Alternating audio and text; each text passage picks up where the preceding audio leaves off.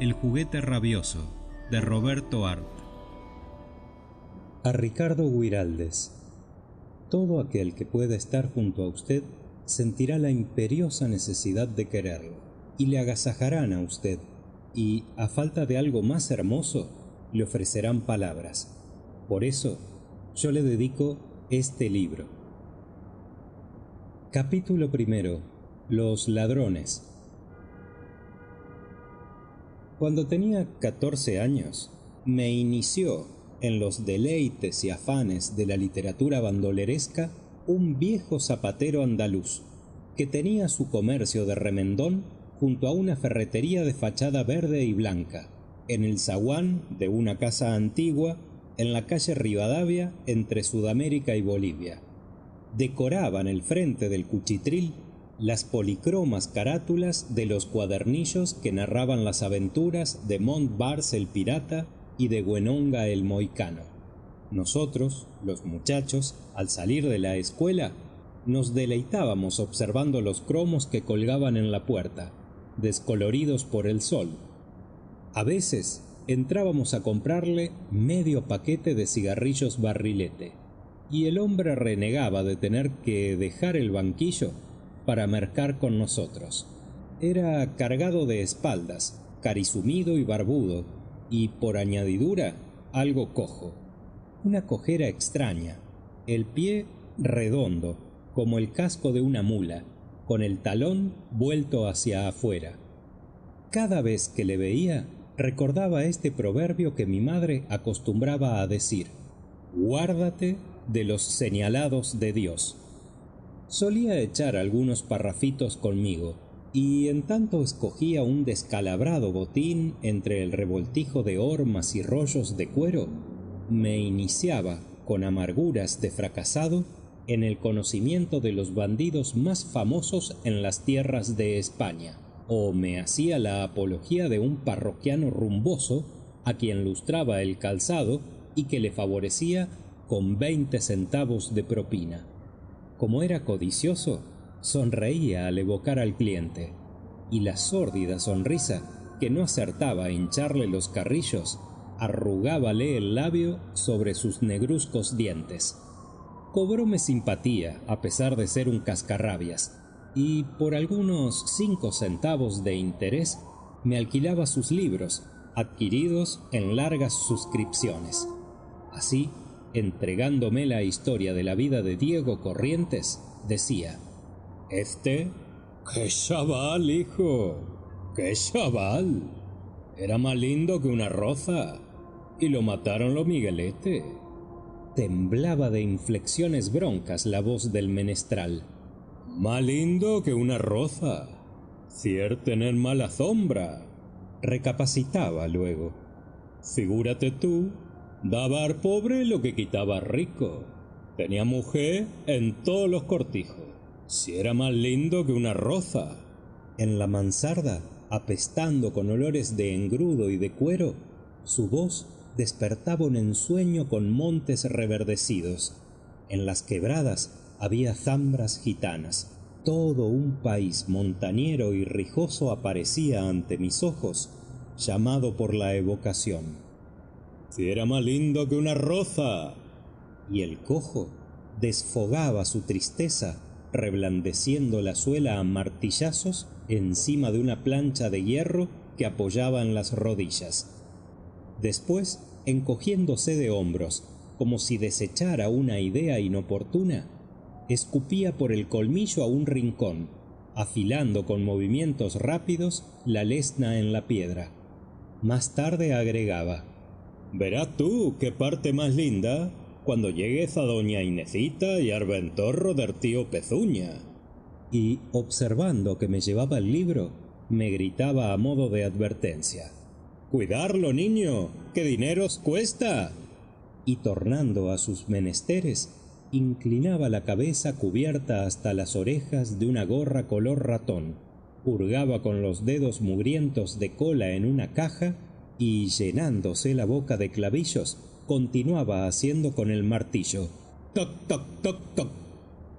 Dicha literatura, que yo devoraba en las entregas numerosas, Era la historia de José María, el Rayo de Andalucía, o las aventuras de don Jaime el Barbudo y otros perillanes más o menos auténticos y pintorescos en los cromos que los representaban de esta forma: caballeros en potros estupendamente enjaezados, con renegridas chuletas en el sonrosado rostro, cubierta la colilla torera por un cordobés de 7 reflejos y trabuco naranjero en el arzón.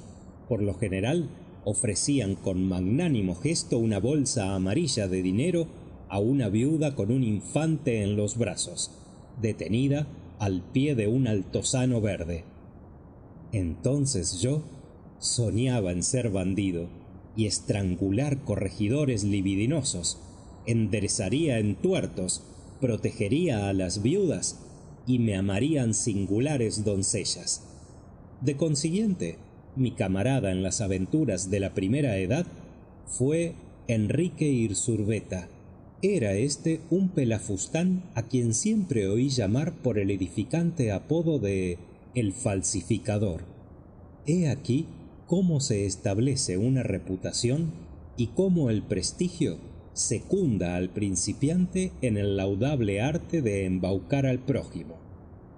Enrique tenía 14 años cuando engañó al propietario de una fábrica de caramelos, lo que es una evidente prueba de que los dioses habían trazado cuál sería en el futuro el destino del amigo Enrique. Pero como los dioses son arteros de corazón, no me sorprende al escribir mis memorias enterarme de que Enrique se hospeda en uno de esos hoteles que el Estado dispone para los audaces y bribones.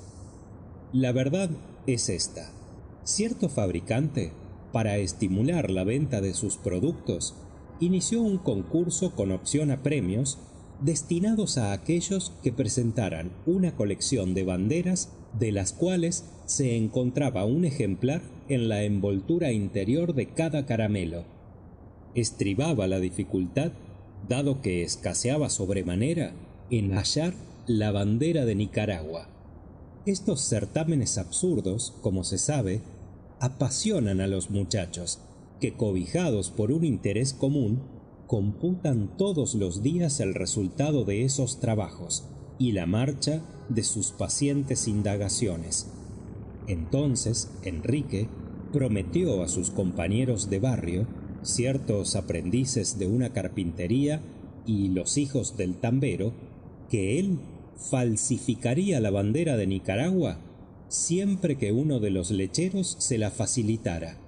El muchacho dudaba, vacilaba conociendo la reputación de Irsurbeta, mas Enrique magnánimamente ofreció en rehenes 2 volúmenes de la historia de Francia, escrita por Monsieur Guizot, para que no se pusiera en tela de juicio su probidad. Así quedó cerrado trato en la vereda de la calle, una calle sin salida, con faroles pintados de verde en las esquinas, con pocas casas y largas tapias de ladrillo. En distantes bardales reposaba la celeste curva del cielo, y sólo entristecía la calleja el monótono rumor de una sierra sin fin o el mugido de las vacas en el tambo. Más tarde supe que Enrique, usando tinta china y sangre, reprodujo la bandera de Nicaragua tan hábilmente que el original no se distinguía de la copia. Días después, Irsurbeta lucía un flamante fusil de aire comprimido que vendió a un ropavejero de la calle Reconquista. Esto sucedía por los tiempos en que el esforzado Bonot y el valerosísimo Ballet aterrorizaban a París. Yo ya había leído los 40 y tantos tomos que el vizconde Ponson de Touraine escribiera acerca del hijo adoptivo de mamá Fipart, el admirable Rocambole, y aspiraba a ser un bandido de la alta escuela. Bien, un día estival, en el sórdido almacén del barrio, conocí a Irsurbeta. La calurosa hora de la siesta pesaba en las calles, y yo, sentado en una barrica de yerba, discutía con Hipólito, que aprovechaba los sueños de su padre para fabricar aeroplanos con armadura de bambú. Hipólito quería ser aviador, pero debía resolver antes el problema de la estabilidad espontánea. En otros tiempos le preocupó la solución del movimiento continuo y solía consultarme acerca del resultado posible de sus cavilaciones. Hipólito, de codos en un periódico manchado de tocino, entre una fiambrera con quesos y las varillas coloradas de la caja, escuchaba atentísimamente mi tesis. El mecanismo de un reloj no sirve para la hélice. Ponele un motorcito eléctrico y las pilas secas en el fuselaje. Entonces, como los submarinos. ¿Qué submarinos? El único peligro está que la corriente te queme el motor, pero el aeroplano va a ir más sereno, y antes de que se te descarguen las pilas va a pasar un buen rato. Che, ¿y con la telegrafía sin hilos, no puede marchar el motor? Vos tendrías que estudiarte ese invento. ¿Sabés qué sería lindo? En aquel instante entró Enrique. Che, Hipólito, dice mamá si querés darme medio kilo de azúcar hasta más tarde. No puedo, che. El viejo me dijo que hasta que no arreglen la libreta... Enrique frunció ligeramente el ceño. Me extraña, Hipólito. Hipólito agregó conciliador. Si por mí fuera, ya sabés, pero es el viejo, che. Y señalándome, satisfecho de poder desviar el tema de la conversación, agregó, dirigiéndose a Enrique. Che, ¿no lo conoces a Silvio? Este es el del cañón. El semblante de Irzubeta se iluminó deferente. Ah, ¿es usted? Lo felicito. El bostero del tambo me dijo que tiraba como un crup. En tanto hablaba, le observé. Era alto y enjuto. Sobre la abombada frente, manchada de pecas, los lustrosos cabellos negros se ondulaban señorilmente. Tenía los ojos color de tabaco, ligeramente oblicuos, y vestía raído traje marrón adaptado a su figura por manos poco hábiles en labores sastreriles. Se apoyó en la pestaña del mostrador, posando la barba en la palma de la mano. Parecía reflexionar. Sonada aventura fue la de mi cañón, y grato me era el recordarla. A ciertos peones de una compañía de electricidad les compré un tubo de hierro y varias libras de plomo. Con esos elementos fabriqué lo que yo llamaba una culebrina o bombarda. Procedí de esta forma. En un molde hexagonal de madera, tapizado interiormente de barro, introduje el tubo de hierro. El espacio entre ambas varas interiores estaba rellenado de plomo fundido. Después de romper la envoltura, devasté el bloque con una lima gruesa, fijando el cañón por medio de sunchos de hojas de lata en una cureña fabricada con las tablas más gruesas de un cajón de querosén. Mi culebrina era hermosa. Cargaba proyectiles de 2 pulgadas de diámetro, cuya carga colocaba en sacos de bramante llenos de pólvora. Acariciando a mi pequeño monstruo, yo pensaba: este cañón puede matar, este cañón puede destruir, y la convicción de haber creado un peligro obediente e inmortal me enajenaba de alegría.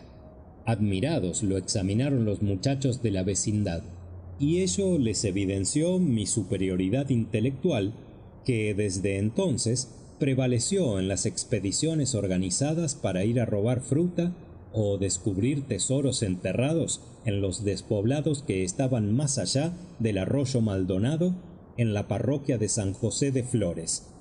El día que ensayamos el cañón fue famoso. Entre un macizo de cina que había en un enorme potrero en la calle Avellaneda antes de llegar a San Eduardo, hicimos el experimento. Un círculo de muchachos me rodeaba mientras yo, ficticiamente enardecido, cargaba la culebrina por la boca. Luego, para comprobar sus virtudes balísticas, dirigimos la puntería al depósito de zinc que sobre la muralla de una carpintería próxima la abastecía de agua. Emocionado, acerqué un fósforo a la mecha. Una llamita obscura cabrilleó bajo el sol y de pronto Un estampido terrible nos envolvió en una nauseabunda neblina de humo blanco. Por un instante permanecimos alelados de maravilla. Nos parecía que en aquel momento habíamos descubierto un nuevo continente, o que por magia nos encontrábamos convertidos en dueños de la tierra. De pronto alguien gritó: ¡Rajemos la cana! No hubo tiempo material para hacer una retirada honrosa. 2 vigilantes a todo correr se acercaban. Dudamos, y súbitamente a grandes saltos huimos abandonando la bombarda al enemigo. Enrique terminó por decir: «Che, si usted necesita datos científicos para sus cosas, yo tengo en casa una colección de revistas que se llaman Alrededor del Mundo, y se las puedo prestar». Desde ese día hasta la noche del gran peligro, nuestra amistad fue comparable a la de Orestes y Pílades. Qué nuevo mundo pintoresco descubrí en la casa de la familia Irzubeta. Gente memorable. 3 varones y 2 hembras. Y la casa regida por la madre, una señora de color sal con pimienta, de ojillos de pescado y larga nariz inquisidora, y la abuela encorvada, sorda y negruzca como un árbol tostado por el fuego, a excepción de un ausente, que era el oficial de policía. En aquella covacha taciturna todos holgaban con vagancia dulce, con ocios que se paseaban de las novelas de Dumas al confortante sueño de las siestas y al amable chismorreo al atardecer. La casa era obscura, húmeda, con un jardincillo de mala muerte frente a la sala. El sol únicamente entraba por la mañana a un largo patio cubierto de verdinosas tejas. Las inquietudes sobrevenían al comenzar el mes.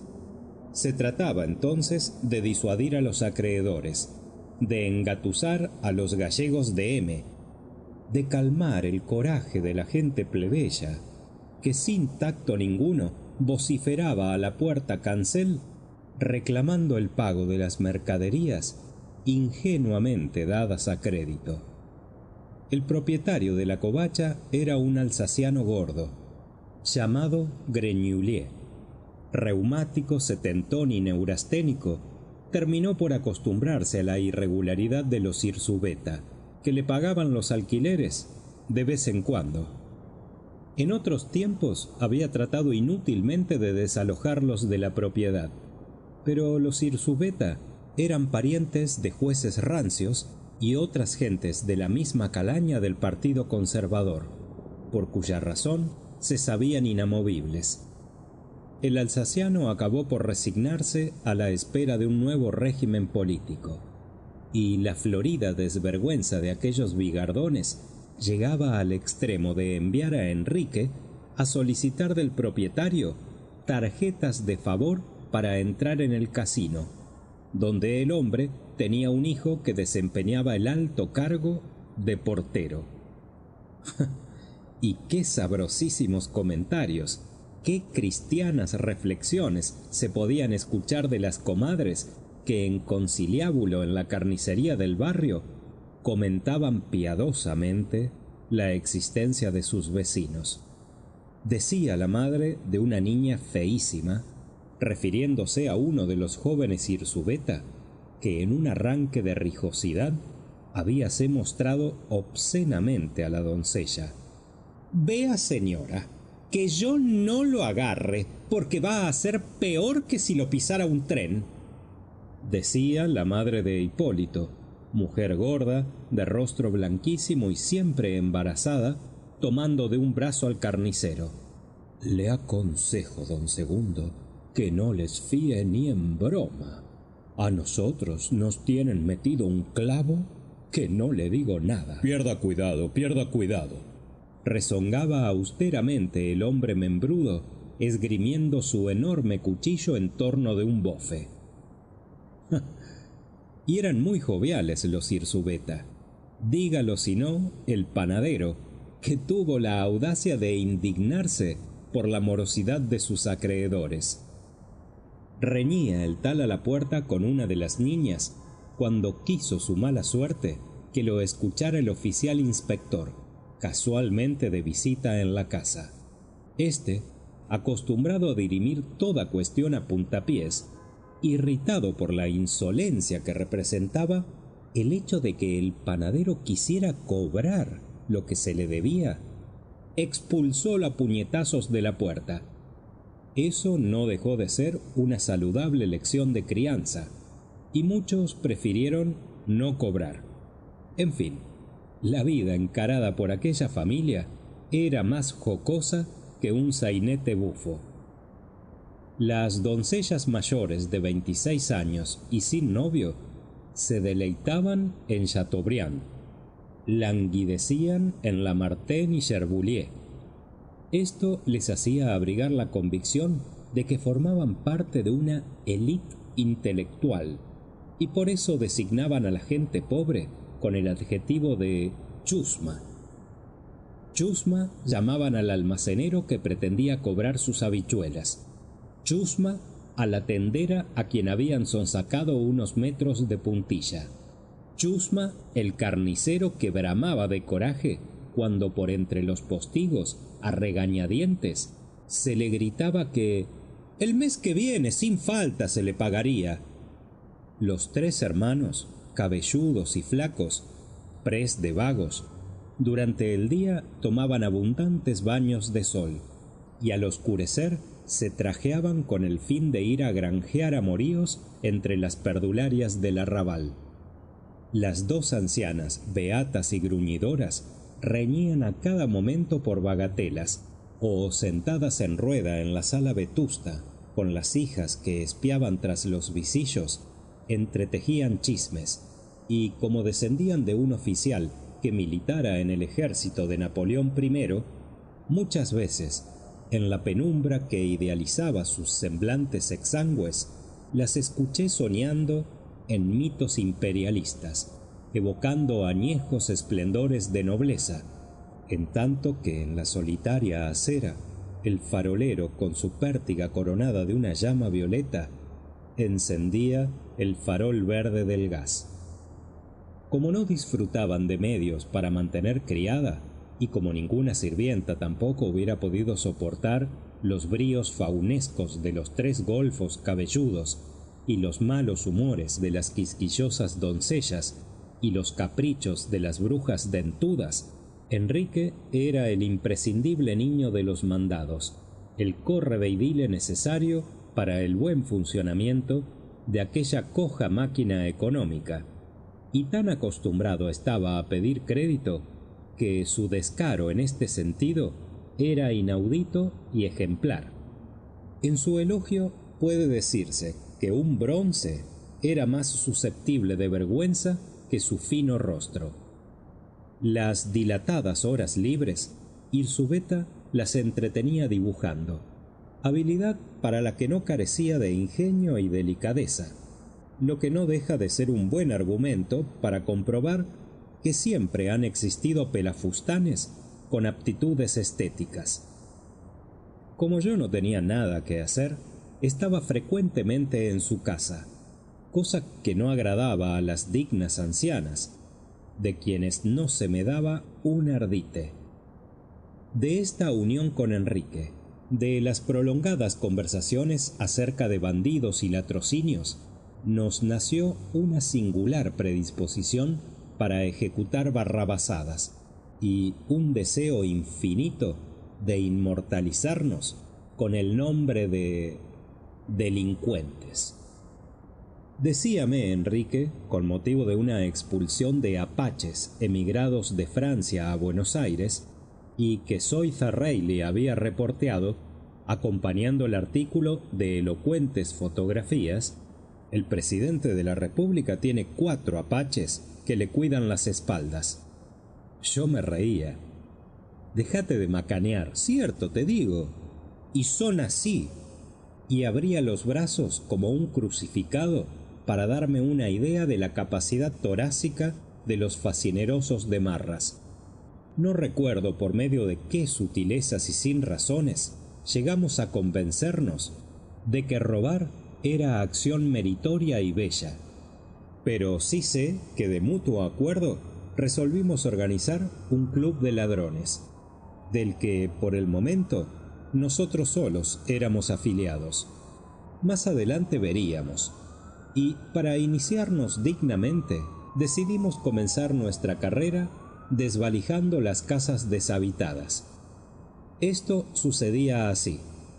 Después de almorzar, a la hora en que las calles están desiertas, discretamente trajeados, salíamos a recorrer las calles de Flores o Caballito. Nuestras herramientas de trabajo eran una pequeña llave inglesa, un destornillador y algunos periódicos para empaquetar lo hurtado. Donde un cartel anunciaba una propiedad en alquiler, nos dirigíamos a solicitar referencias, compuestos los modales y compungido el rostro. Parecíamos los monaguillos de Caco. Una vez que nos habían facilitado las llaves con objeto de conocer las condiciones de habitabilidad de la casa en alquiler, salíamos presurosos. Aún no he olvidado la alegría que experimentaba al abrir las puertas. Entrábamos violentamente. Ávidos de botín, recorríamos las habitaciones, tasando de rápidas ojeadas la calidad de lo robable. Si había instalación de luz eléctrica, arrancábamos los cables, portalámparas y timbres, las lámparas y los conmutadores, las arañas, las tulipas y las pilas. Del cuarto de baño, por ser niqueladas, las canillas, y las de la pileta de la cocina, por ser de bronce. Y no nos llevábamos puertas o ventanas para no convertirnos en mozos de cordel. Trabajábamos instigados de cierta jovialidad dolorosa, un nudo de ansiedad detenido en la garganta, y con la presteza de los transformistas en las tablas, riéndonos sin motivo, temblando por nada. Los cables colgaban en pingajos de los plafones desconchados por la brusquedad del esfuerzo. Trozos de yeso y argamasa manchaban los pisos polvorientos. En la cocina, los caños de plomo deshilachaban un interminable reguero de agua. Y en pocos segundos teníamos la habilidad de disponer la vivienda para una costosa reparación. Después, Irzubeta o yo entregábamos las llaves y con rápidos pasos desaparecíamos. El lugar de reencuentro era siempre la trastienda de un plomero, cierto cromo de cacaceno con cara de luna, crecido en años, vientre y cuernos, porque sabíase que toleraba con paciencia franciscana las infidelidades de su esposa. Cuando indirectamente se le hacía reconocer lo que era, él replicaba con mansedumbre pascual que su esposa padecía de los nervios, y ante argumento de tal solidez científica no cabía sino el silencio. Sin embargo, para sus intereses era un águila. El patizambo revisaba meticulosamente nuestro hatillo, sopesaba los cables, probaba las lámparas con objeto de verificar si estaban quemados los filamentos, oliscaba las canillas y con paciencia desesperante calculaba y descalculaba hasta terminar por ofrecernos la 10ª parte de lo que valía lo robado a precio de costo. Si discutíamos o nos indignábamos, el buen hombre levantaba las pupilas bovinas, su cara redonda sonreía con socarronería y, sin dejarnos replicar, dándonos festivas palmaditas en las espaldas, nos ponía en la puerta de calle con la mayor gracia del mundo y el dinero en la palma de la mano. Pero no se vaya a creer que circunscribíamos nuestras hazañas solo a las casas desalquiladas, quienes, como nosotros, para el ejercicio de la garra. Avisorábamos continuamente las cosas ajenas. En las manos teníamos una prontitud fabulosa, en la pupila la presteza del ave de rapiña. Sin apresurarnos, y con la rapidez con que cae un gerifalte sobre cándida paloma, caíamos nosotros sobre lo que no nos pertenecía. Si entrábamos a un café y en una mesa había un cubierto olvidado o una azucarera y el camarero se distraía, hurtábamos ambas. Y ya en los mostradores de cocina o en cualquier otro recoveco encontrábamos lo que creíamos necesario para nuestro común beneficio. No perdonábamos taza ni plato, cuchillos ni bolas de billar. Y bien claro recuerdo que una noche de lluvia, en un café muy concurrido, Enrique se llevó bonitamente un gabán y otra noche yo un bastón con puño de oro. Nuestros ojos giraban como bolas y se abrían como platos investigando su provecho, y en cuanto distinguíamos lo apetecido, allí estábamos, sonrientes, despreocupados y dicharacheros, los dedos prontos y la mirada bien escudriñadora, para no dar golpe en falso, como rateros de 3 al cuarto. En los comercios ejercitábamos también esta limpia habilidad, y era de ver y no creer cómo engatusábamos a los mozuelos que atienden el mostrador en tanto que el amo duerme la siesta. Con un pretexto u otro, Enrique llevaba al muchacho a la vidriera de la calle para que le cotizara precio de ciertos artículos, y si no había gente en el despacho, yo prontamente abría una vitrina y me llenaba los bolsillos de cajas de lápices, tinteros artísticos, y solo una vez pudimos sangrar de su dinero a un cajón sin timbre de alarma. Y otra vez, en una armería, llevamos un cartón con una docena de cortaplumas de acero dorado y cabo de nácar. Cuando durante el día no habíamos podido hacernos con nada, estábamos cariacontecidos, tristes de nuestra torpeza, desengañados de nuestro porvenir. Entonces rondábamos malhumorados, hasta que se ofrecía algo en que desquitarnos. Mas cuando el negocio estaba en auge y las monedas eran reemplazadas por los sabrosos pesos, esperábamos a una tarde de lluvia y salíamos en automóvil. ¡Qué voluptuosidad entonces! Recorrer entre cortinas de agua las calles de la ciudad. Nos arrepatingábamos en los almohadones mullidos, encendíamos un cigarrillo, dejando atrás las gentes apuradas bajo la lluvia. Nos imaginábamos que vivíamos en París o en la brumosa Londres. Soñábamos en silencio, la sonrisa posada en el labio condescendiente. Después, en una confitería lujosa, tomábamos chocolate con vainilla. Y, saciados, regresábamos en el tren de la tarde, duplicadas las energías por la satisfacción del goce proporcionado al cuerpo voluptuoso, por el dinamismo de todo lo circundante que con sus rumores de hierro gritaban nuestras orejas. «¡Adelante! ¡Adelante!», decía yo a Enrique cierto día. «Tenemos que formar una verdadera sociedad de muchachos inteligentes. La dificultad está en que pocos se nos parecen», arguía Enrique. «Sí, tenés razón, pero no han de faltar». Pocas semanas después de hablado esto, por diligencia de Enrique, se asoció a nosotros cierto Lucio, un majadero pequeño de cuerpo y lívido de tanto masturbarse. Todo esto junto a una cara tan de sinvergüenza que movía a risa cuando se le miraba. Vivía bajo la tutela de unas tías ancianas y devotas que en muy poco o en nada se ocupaban de él. Este badulaque tenía una ocupación favorita orgánica, y era comunicar las cosas más vulgares adoptando precauciones como si se tratara de tremebundos secretos. Esto lo hacía mirando de través y moviendo los brazos a semejanza de ciertos artistas de cinematógrafo que actúan de granujas en barrios de murallas grises. «De poco nos servirá este energúmeno», dije a Enrique.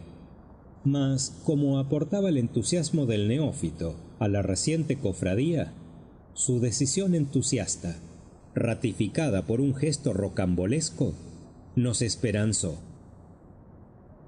Ahora bien, como es de rigor, no podíamos carecer de local donde reunirnos y le denominamos, a propuesta de Lucio, que fue aceptada unánimemente, el Club de los Caballeros de Medianoche.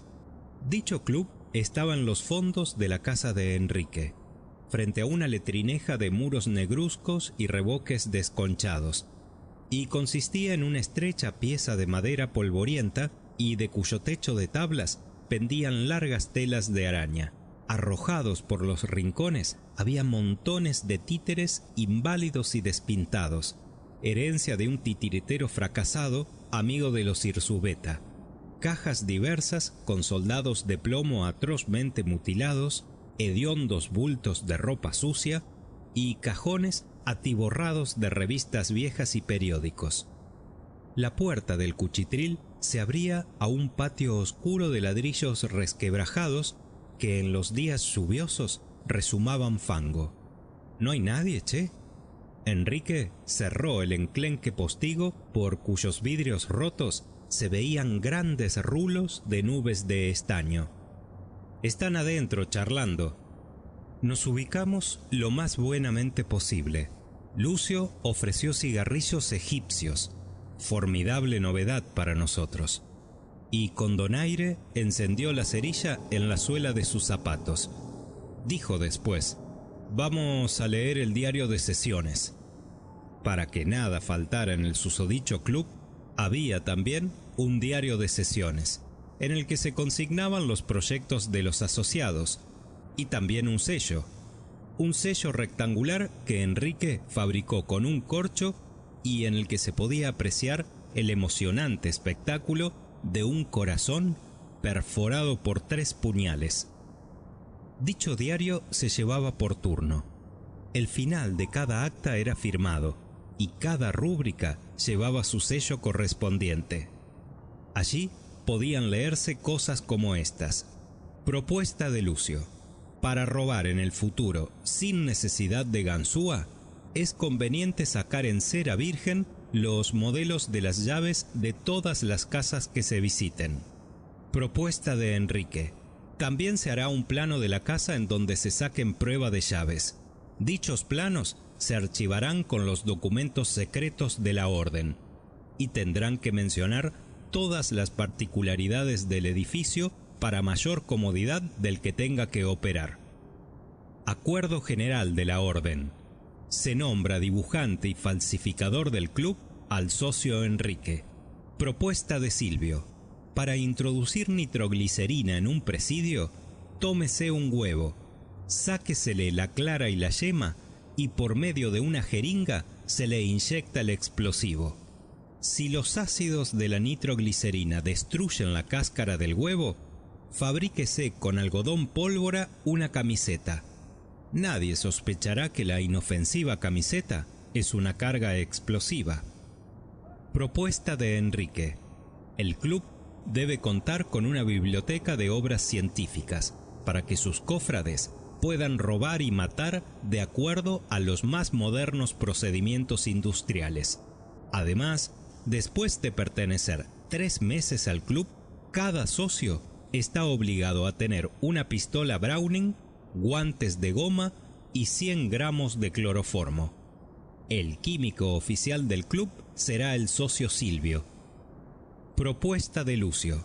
Todas las balas deberán estar envenenadas con ácido prúsico y se probará su poder tóxico cortándole de un tiro la cola a un perro. El perro tiene que morir a los 10 minutos. «Che, Silvio, ¿qué hay?», dijo Enrique. «Pensaba una cosa. Habría que organizar clubs en todos los pueblos de la República». «No, lo principal», interrumpí yo, «está en ponernos prácticos para actuar mañana. No importa ahora ocuparnos de macanitas». Lucio acercó un bulto de ropa sucia que le servía de otomana. Proseguí. «El aprendizaje de ratero tiene esta ventaja: darle sangre fría a uno, que es lo más necesario para el oficio. Además, la práctica del peligro contribuye a formarnos hábitos de prudencia, dijo Enrique. Dejémonos de retóricas y vamos a tratar un caso interesante. Aquí, al fondo de la carnicería, la pared de la casa de Irsurbeta era medianera respecto a dicho fondo. Hay un gringo que todas las noches guarda el auto y se va a dormir a una piecita que alquila en un caserón de la calle Zamudio. ¿Qué te parece, Silvio? Que le evaporemos el magneto y la bocina. Sabés que es grave. No hay peligro, che. Saltamos por la tapia. El carnicero duerme como una piedra. Eso sí, hay que ponerse guantes. ¿Y el perro? ¿Y para qué lo conozco yo al perro? Me parece que se va a armar una bronca. ¿Qué te parece, Silvio? No me gusta. Pero date cuenta que sacamos más de 100 mangos por el magneto. Sí, el negocio es lindo, pero vidrioso. ¿Te decidís vos, Lucio? ¿La prensa? Y claro, me pongo los pantalones viejos. No se me rompa el jetra. ¿Y vos, Silvio? Yo rajo en cuanto la vieja duerma. ¿Y a qué hora nos encontramos? Mirá, che, Enrique, el negocio no me gusta. ¿Por qué? No me gusta. Van a sospechar de nosotros. Los fondos, el perro que no ladra. Si a mano viene, dejamos rastros. No me gusta. Ya sabés que no le hago ascos a nada, pero no me gusta. Es demasiado cerca y la yuta tiene olfato. Entonces, no se hace. Sonreímos como si acabáramos de sortear un peligro. Así vivíamos días de sin par emoción, gozando el dinero de los latrocinios, aquel dinero que tenía para nosotros un valor especial y hasta parecía hablarnos con expresivo lenguaje. Los billetes de banco parecían más significativos con sus imágenes coloreadas. Las monedas de níquel tintineaban alegremente en las manos que jugaban con ellas juegos malabares. Sí, el dinero adquirido a fuerza de trapacería se nos fingía mucho más valioso y sutil. Impresionaba en una representación de valor máximo. Parecía que susurraba en las orejas un elogio sonriente y una picardía incitante. No era el dinero vil y odioso que se abomina porque hay que ganarlo con trabajos penosos, sino dinero agilísimo, una esfera de plata con 2 piernas de gnomo y barba de enano. Un dinero truanesco y bailarín, cuyo aroma, como el vino generoso, arrastraba a divinas francachelas. Nuestras pupilas estaban limpias de inquietud. Osaría decir que nos nimbaba la frente un halo de soberbia y audacia. Soberbia de saber que al conocerse nuestras acciones, hubiéramos sido conducidos ante un juez de instrucción. Sentados en torno de la mesa de un café, a veces departíamos. ¿Qué harías vos ante el juez del crimen? Yo, respondía Enrique, le hablaría de Darwin y de la Dantec. Enrique era ateo. ¿Y vos, Silvio? Negar siempre, aunque me cortaran el pescuezo. ¿Y la goma? Nos miramos espantados. Teníamos horror de la goma, ese bastón que no deja señal visible en la carne, el bastón de goma con que se castiga el cuerpo de los ladrones en el departamento de policía cuando son tardíos en confesar su delito. Con ira mal reprimida respondí: a mí no me cachan, antes matar. Cuando pronunciábamos esa palabra, los nervios del rostro distendíanse, los ojos permanecían inmóviles, fijos en una ilusoria hecatombe distante, y las ventanillas de la nariz se dilataban aspirando el olor de la pólvora y de la sangre. Por eso hay que envenenar las balas, repuso Lucio, y fabricar bombas, continué. Nada de lástima, hay que reventarlos, aterrorizar a la cana. En cuanto están descuidados, balas. A los jueces mandarles bombas por correo. Así conversábamos en torno de la mesa del café, sombríos y gozosos de nuestra impunidad ante la gente que no sabían que éramos ladrones, y un espanto delicioso nos apretaba el corazón al pensar ¿Con qué ojos nos mirarían las nuevas doncellas que pasaban si supieran que nosotros, tan atildados y jóvenes, éramos ladrones? Ladrones. Fin de la sección número 1.